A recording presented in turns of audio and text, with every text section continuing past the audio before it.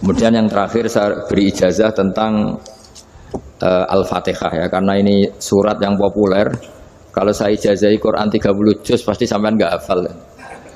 Atau ijazah surat Baqarah. Kalau mau Baqarah mau.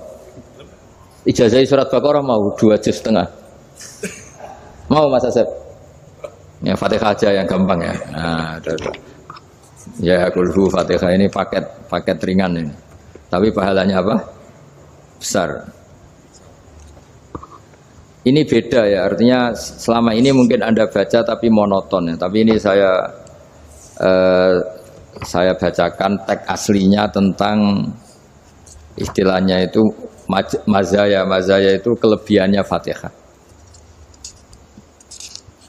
Saya baca Arabnya dulu, nanti ini terakhir ya, ijazah tadi kan saran-saran umum tentang sosial. Ya, pokoknya jadikan kebaikan itu punya nilai sosial yang baik lah. Jadi nanti orang yang nggak amanah nggak laku, ya calon bupati, gubernur, presiden yang nggak amanah juga nggak laku.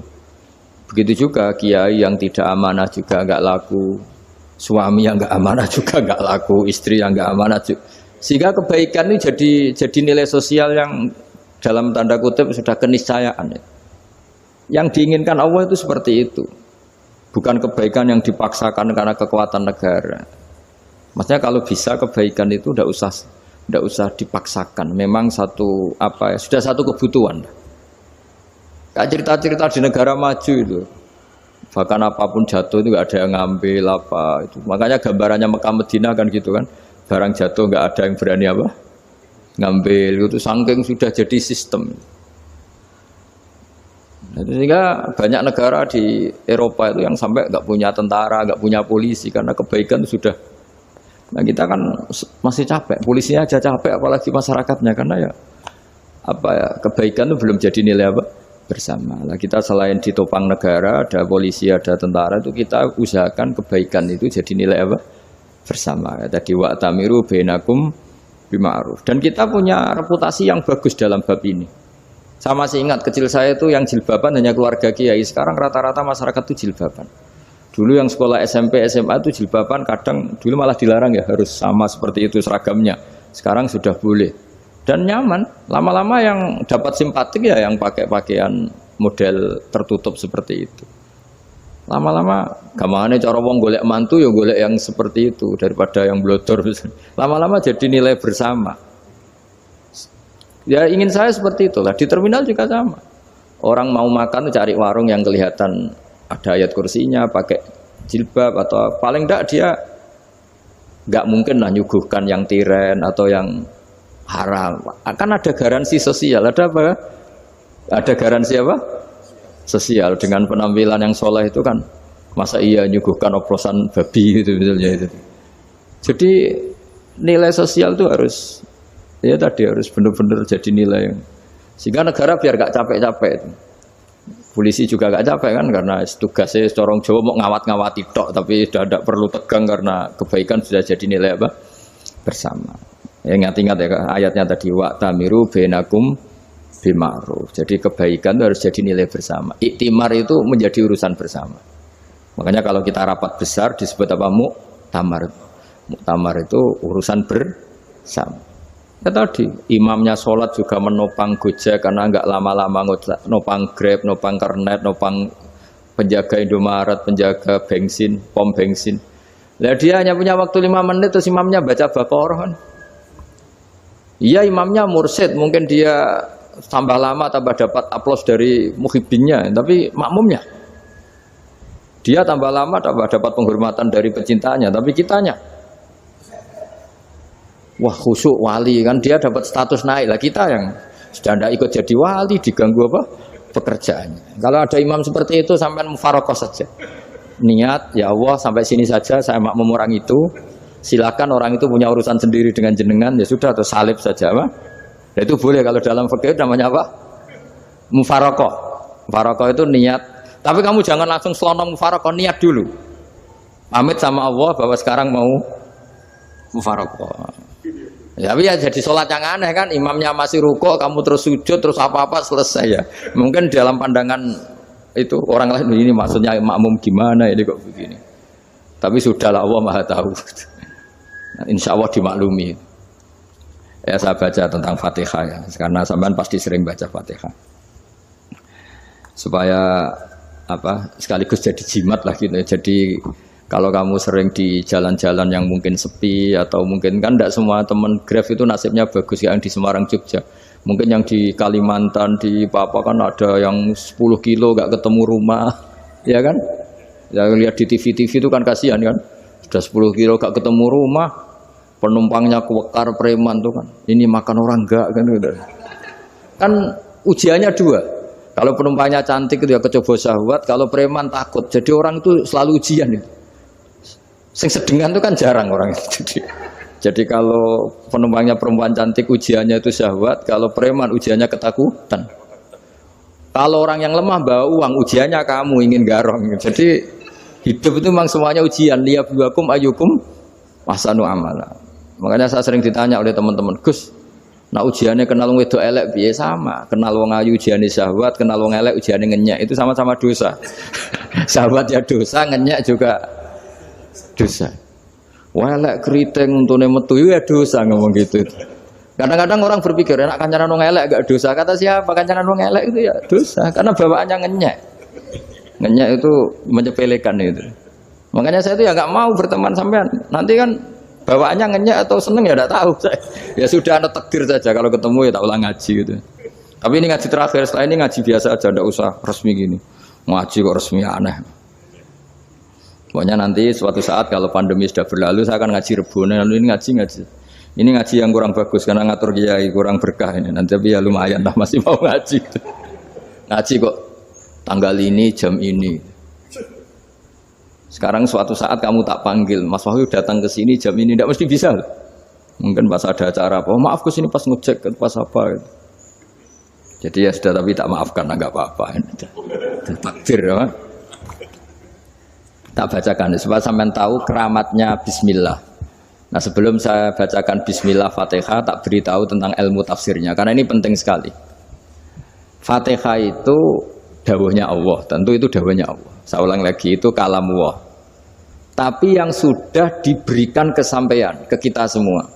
Sehingga seakan-akan itu menjadi dawuhnya kita ke Allah. Jangan salah loh ya. Fatihah itu dawuh Allah tapi sudah diberikan ke kita. Sehingga posisi kita itu yang punya itu.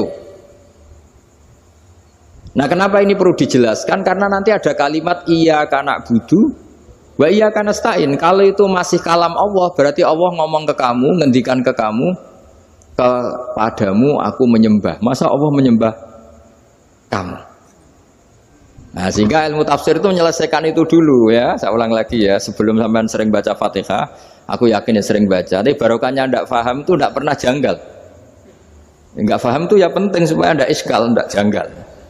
Sebetulnya di kalimat itu ada yang janggal. Kalau Fatihah itu kalimatnya Allah atau kalam Allah, bagaimana dengan kata-kata iyyaka na'budu? Masa Allah ngendikan ke kita, kepadamu kami menyembah. Masa Allah menyembah kita? Maka penyelesaiannya secara ilmu tafsir gimana? Semua ulama mengatakan, bukan satu dua, semuanya mengatakan di Fatihah itu semuanya diberi kawalan kalimat. Saya ulang lagi ya, di Fatihah itu semuanya diberi awalan kalimat qulu, katakan wahai hambaku begini. Ya, katakan wahai hambaku begini. Nah, begini ini pelajaran dari Allah yang sudah diberikan ke kita. Terus kita mengatakan bismillahirrahmanirrahim, alhamdulillahirabbil, termasuk kita mengatakan iyyaka na'budu wa iyyaka nasta'in. Jangan bayangkan Allah ngendikan ke kita. Kalau Allah ngendikan kita berarti gini, hei Wahyu, ihdinas siratal mustaqim, tunjukkan saya jalan yang benar. Nah nanti kamu terus, ya Allah, Anda aja minta pertolongan saya minta tolong siapa kan? Jadi panjang kan? Ya, saya ulang lagi ya. Jadi itu di Ulumul Quran diterangkan gimana? Sebelum baca Fatihah, ya. Fatihah itu kalamullah, ngendikane Allah, tapi yang sudah diajarkan ke kita dan sudah milik kita, sehingga kalimat itu menjadi milik kita. Tapi ya kalamullah, tetap kalamullah, tapi sudah menjadi milik kita.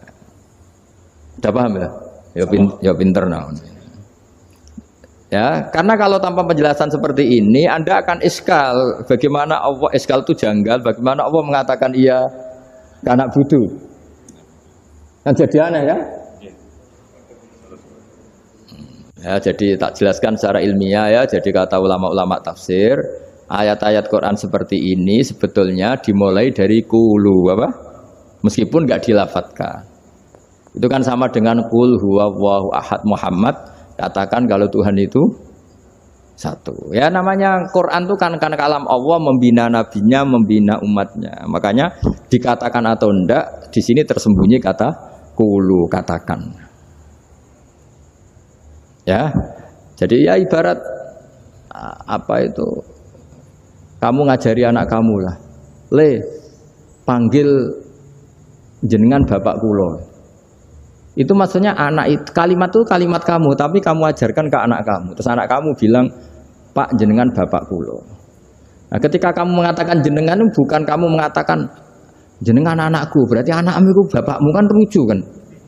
Anak kamu ajari jenengan bapak kulo. Kamu engkau bapak saya. Terus anak kamu mengulang jenengan atau kamu bapak saya.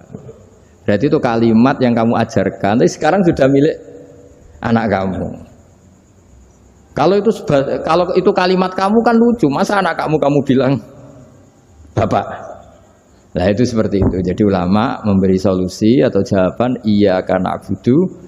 Iya itu sebelumnya ada kata-kata kulu, katakan wahai hambaku, hubungan kamu dengan saya adalah katakan iya karena na'budu wa iya karena nasta'in. Terus hubungan kamu dengan saya katakan juga dalam doamu ihdinas siratal mustaqim. Jelas ya, jadi itu kalam Allah yang sudah milik kita karena diajarkan Allah untuk kita.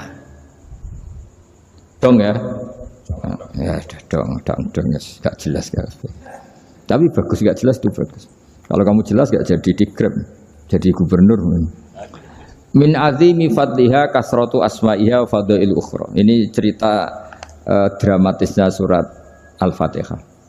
Qala Abu Hurairah radhiyallahu anhu inna iblisa ranna khina unsilat al-Fatihah. Jadi iblis itu begitu kesakitan. Ini kitab Abu Abul Farad karangannya Sayyid Muhammad Alawi, juga kutipan dari beberapa kitab. Yang jelas beliau sendiri juga ngutip dari beberapa riwayat di beberapa hadis. Halaman 123. Ketika Fatihah turun itu iblis kesakitan. Kayak orang sakit gigi lah, tersiksa sisanya karena turunnya surat apa? Al-Fatihah. Artinya kalau Anda baca Fatihah dijiwai, maka Anda melemahkan setan, melemahkan iblis. Wa qala Mujahid, khina unzilat Fatihatul kitab ronna fastama indahu asyayatin. Jadi ketika Fatihah itu turun, iblis itu terkapar lah kira-kira. Sampai dijenguk banyak setan. Jadi kemana di ICU lah kira-kira gitu kalau sekarang itu. Entah Covid entah enggak tahu, pokoknya di ICU sampai dijenguk banyak setan. Enggak tahu bawa apa enggak tahu, pokoknya dijenguk banyak setan. Ono yang nyangoni karena ini apa? Ketuanya apa? Pingsan, sakit. Jadi iblis itu sakit sampai dijenguk anak buahnya setan-setan. Ya, semoga kalian semua tidak kenal setan. Kalau kenal berarti teman, apa? Wa qalu misla dzalik. Wa qala lahum laisa mimma taquluna syai'un walakin unzilat suratun laisa ajru qailiha illa an harramahu alaihi nar jahannam. Saya ini bukan sakit fisik kata iblis. Kamu tidak usah jenguk saya, datangkan dokter terbaik, tidak usah. Saya ini tidak sakit fisik. Saya ini sakit karena ada surat yang diturunkan, yang pahala yang melafatkan surat itu pasti selamat dari neraka. Padahal misi terbesar saya ini supaya manusia masuk neraka. Sekarang punya tamengnya. Wah pusing kan? Ya seperti orang lah, goda sampean ternyata sampean setia, itu kan pusing. Nah ternyata tidak setia, itu yang akhirnya ribet kan itu. Jadi iblis itu cita-cita terbesarnya kan semua orang itu masuk neraka. Nah sekarang turun satu surat yang gara-gara surat itu siapapun yang baca dijamin selamat dari neraka. Jadi walakin unzilat suratun laisa ajru qailiha illa an harramahu alaihi nar jahannam. Karena jadi dia shock lah, kalau orang di Jawa itu bilang shock. Aduh sial nasib saya ini umat nggak bisa saya goda lagi karena punya tamengnya tadi punya. Qad tolakai dukum wa makrukum. Rekayasa kalian sekarang itu tidak ada gunanya semua. Nah, ini alhamdulillah di Indonesia kelihatan kan banyak yang miskin, banyak yang susah. Tapi selagi mereka masih sholat, tuh keinginan mencari halal itu masih tinggi. Kayak apa kita di tengah kota, jauh dari anak istri, jauh dari tetangga. Biasanya kalau orang jauh dari anak istri, tetangga kan sakar PDW. Tapi yang soleh masih banyak, sudah jauh dari keluarga tetap lurus. Loh, kalau yang dekat lurus kan wajar, konangan wong akeh kan. Ini sudah jauh masih lurus. Nah ini nggak lepas dari barokahnya surat apa? Surat Fatihah tadi. Jadi karena ada surat yang menjamin pelafalnya atau qailiha terbebas dari api neraka. Wa qalat as-sayatinul lahu is ayyusa'in ta'muruna ya maulana. Faqala lahum idhabu wajtahidu hatta tukhfilu qulubahum hatta la yaqulu hadhihi surah. Lalu kita gimana? Jari para setan gitu. Lalu kita gimana? Terus kata iblis, sudah bikin mereka lupa sehingga tidak baca lagi. Selagi masih baca kita pasti keok. Jadi kalau sampean sudah jarang baca Fatihah itu berarti sudah bagian dari kemenangan apa? Iblis. Jadi kalau sampean sudah jarang baca Fatihah itu berarti bagian dari kekalahan Anda, kemenangan iblis. Masih sering baca? Berapa kali? 5 kali sholat. Terus apa lagi? Kalau ngajarin juga selain juga. Kok 5 kali tok itu? Berarti pas sholat fardu tok itu. Enggak 5 kali itu mendingan itu 17. Kamu itu ngitungnya jangan 5 ini. 5 waktu itu berarti lumayan lah. Berapa? 17 ya? Ya. 17 ya? Ya. 17. Tapi kalau makmum tuh sering separuh kan, apalagi makmum tarawih. Ya kan? Makmum tarawih itu bacanya Fatihah ada yang sempurna enggak ya? Ya enggak lah. Baru alhamdulillah rabbil alamin mampu ruko ikut ruko gitu. Makmum kan yang tarawih lah Mas. Kalau tarawih jarang sempurna ya. Fatihahnya itu. Kan imam sudah ruko. Kamu bacanya Fatihah sampai mana tuh? Baru setengah ya. Ya paling pas tarawih aja kan enggak sempurna ya. Apalagi kalau imamnya sing kilat tuh waduh malah. Nah ketika Fatihah itu sebegitu keramatnya, sebegitu topnya, itu setan rapat, singkat cerita itu yang tadi dipimpin oleh iblis yang sedang terkapar apa? Terus tali obatnya nggak ada, cuma dia shock karena ada surat yang turun yang melafatkan itu pasti selamat dari apa? Neraka. Nah ini gimana saran Anda? Terus sarannya adalah bikin orang-orang itu lupa, tidak baca Fatihah. Nah ini rapatnya iblis. Idhabu wajtahidu hatta tukhfilu qulubahum hatta la yaqulu hadhihi surah. Kala yuksiru qira'ataha wa la yakunu lahum ajrun wa thawabun bal yakunu lahum adzabun wa iqabun. Jadi saya mohon selama ini Anda sudah baca, tapi mungkin hanya rutin saja. Napa rutin saja? Jadi barokahnya ngaji ini kamu punya kekuatan atau punya semangat membaca karena ini surat yang luar biasa. Ibarat gini, kalau sampean tanya, saya juga sering mikir. Masa Gus hanya surat kok punya kekuatan seperti itu? Di dunia ini kata Allah, mulai Nabi Adam sampai kiamat, nggak ada yang bisa menandingi kekuatan kalimah. Kalimah itu kata-kata. Nggak ada yang bisa menandingi kata-kata. Misalnya Anda nge-grab, berangkat istri cuek, berangkat cuek. Itu beda dengan ketika meskipun satu kalimat. Wes Pak, muga-muga dilindungi pangeran, mugi-mugi jenengan selamat. Itu menjadi teduh dan semangatnya luar biasa karena kayak mendapat support. Jadi kira-kira kalimat itu hubungannya kita dengan Allah, Fatihah itu seperti itu. Kamu melafadzkan satu kata-kata yang dibenarkan langit bumi, dibenarkan aras, dibenarkan malaikat, dibenarkan semua penghuni di dunia ini. Sehingga itu efeknya luar biasa. Itu seperti gini ya, kamu cerai sama istri, terus nikah lagi katut babon. 10 tahun anak kamu dididik, ibunya benci kamu. Dan memang Anda layak dibenci. Duit deh. Dan sampai nggak pernah manggil kamu Pak. Suatu saat kamu tentu rindu kan ingin dipanggil bapak oleh anak kamu. Suatu saat anak ini manggil kamu Pak E. Itu senengnya bukan main. Hanya sebuah kata-kata. Makanya kadang-kadang orang itu tanya sama kiai, ijazah lafadz ini gunanya apa sih? Itu ijazah-ijazah itu untaian kata-kata. Yang kata-kata ini dibenarkan langit dan bumi dan aras dan para malaikat sehingga efeknya itu luar. Nah ibarat seperti itulah. Kamu melafadzkan Fatihah itu melafadzkan kata-kata yang dibenarkan Allah dan Rasul dan semua malaikat, semua penghuni langit. Maka ini efeknya pasti luar.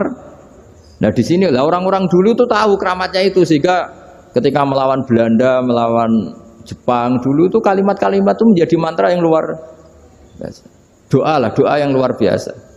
Tapi di era modern karena orang sudah tidak ngerti itu, dianggap itu mantra, jimat, khurafat, bid'ah, waduh ribet menemal. Sebetulnya tidak seperti itu. Memang kata-kata ini kekuatannya luar biasa. Sama kesakitan hati kamu juga karena itu. Wis ngojek wangilan. Lha Pak di bojo kok kowe gagah tok kere. Wah, iku seling terus mesti. Padahal kalimat itu kan tidak melukai secara fisik, tapi apa kerjanya sesuk saras-sarasen. Karena terus dengan pengadilan seperti itu kan, ngapain kerja demi perempuan yang seperti ini? Lagi-lagi kata-kata ini luar. Nah bayangkan kalau kata-kata itu adalah kalimat yang diajarkan Allah lewat Rasulnya, lewat malaikat Jibril. Kayak apa kekuatannya itu? Nah kira-kira Fatihah itu gitu. Kalimat yang baik, kalimatan thayyibah diajarkan oleh Allah dan Rasul. Kayak apa kira-kira kekuatannya? Pasti luar biasa. Wong support yang dikatakan istri kita, anak kita aja luar biasa, apalagi ini support yang diajarkan Allah dan Rasul. Ya makanya saya mohon kalau baca Fatihah, baca kalimat-kalimat thayyibah ketika sholat itu dijiwai. Ya misalnya Rabbana lakal hamdu mil'us samawati wa mil'ul ardi wa mil'u ma syi'ta min syai'im. Engkau zat yang layak dipuji, dan pujian ini memenuhi langit dan bumi. Karena kita tahu nggak ada sejengkal di alam raya ini kecuali di situ ada rahmat Allah. Misalnya kamu bisa lewat sampai rumah saya, kamu mungkin anggap biasa saja. Coba kalau ngalami likuifaksi, tahu-tahu bumi ini ambles, bisa ngelewati yang likuifaksi itu luar. Tanyakan orang pernah ngalami likuifaksi di Sulawesi, itu melihat bumi bisa diinjak nggak ambles itu, wah luar. Nah, sampean nggak ngalami itu sehingga lewat bumi ya biasa aja. Coba kalau ngalami seperti tidur, ya biasa aja. Coba kalau ada gempa, bahwa bumi tenang ini sudah nikmat yang luar biasa. Masa kamu ngaku nikmat nunggu digituin? Ya kan? Nah, makanya baca Fatihah dijiwai lah, bahwa ini kalimat yang luar biasa. Nah, saya teruskan ya. Warwa Muslimun fi sahihihi an Ibnu Abbas radhiyallahu anhuma annahu qala bainama Jibril alaihi salam qaidun dan Nabi itsami anaqidan min fawqih farafa'a ra'sahu faqala hadza babun minas sama futihal yawma lam yuftaqadhu ilal yaum fanazala minhu malakun faqala hadza malakun nazza ilal ardi wa lam yanzil qattu ilal yauma fasallim waqal absyir binuraini qad utitahuma lam yu'tahuma nabiyyun qablak Fatihatul kitab wa khawatimu suratil Baqarah. Jadi suatu saat Jibril ini jagongan kira-kira gitu sama Rasulullah. Tahu-tahu langit itu gemuruh. Langit gemuruh kata Jibril, terus semuanya ngangkat kepala ke langit. Ini pintu langit baru ini dibuka, yang sebelumnya tidak pernah dibuka seperti ini. Turunlah malaikat, yang malaikat ini pun malaikat spesial, yang nggak malaikat murahan lah kira-kira gitu, yang nggak pernah turun ke bumi kecuali juga saat itu. Dengan penyambutan yang luar biasa, dengan semuanya tidak pernah terjadi. Hanya karena bahas surat Fatihah. Jadi ini surat yang luar biasa, pengawalannya lewat malaikat yang spesial, nggak pernah turun di bumi kecuali saat itu. Penyambutannya juga nggak pernah seperti itu, baru seperti itu. Jadi semuanya itu spesial. Nah, kenapa ini spesial? Karena di situ ada isi puja-puji kepada Allah Subhanahu wa ta'ala. Ada ikrar kita, alhamdulillahirabbil alamin, arrahmanir rahim. Ikrar ini penting. Kalau contoh paling gampang gitulah. Kamu punya istri selama ini cerewet terus. Suatu saat ngomong, "Pak, tak angen-angen ra ono wong lanang koyo sampeyan." Wah, itu langsung tidak ada lelaki sebaik engkau. Itu sama senengnya, masya Allah. Karena ada ikrar dari seorang istri ke kamu. Nah bayangkan kalau ikrar kita sebagai hamba diakui oleh Allah Subhanahu, maka ikrar ini akan dicatat sebagai kebaikan kita yang kita panen nanti di akhirat. Karena ada ikrar. Kita ikrar bahwa alhamdulillahirabbil alamin, kita ikrar ar-rahmanir rahim, kita ikrar maliki yaumiddin, kita ikrar iyyaka na'budu wa iyyaka nasta'in. Sampean misalnya jadi orang Indonesia, ketemu orang Indonesia yang makmur di Jerman, terus lupa Indonesia. Kamu orang Indonesia? Enggak, saya enggak orang Indonesia. Mangkel gak kira-kira? Mangkel. Karena salah ikrar kan gitu. Ya jadi saya mohon jangan anggap kalimat itu hal yang biasa, tapi luar biasa. Nggih, ngoten mawon. Assalamualaikum warahmatullahi wabarakatuh.